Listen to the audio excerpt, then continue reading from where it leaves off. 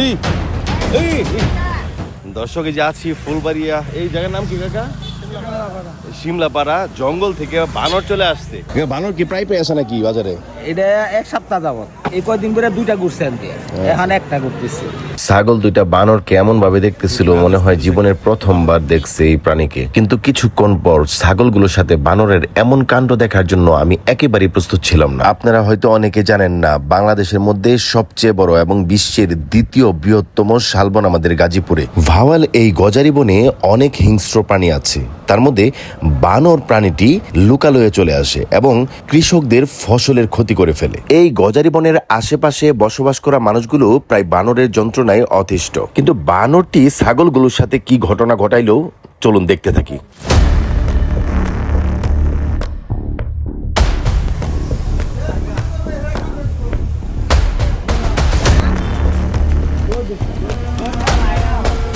এই এই এই এই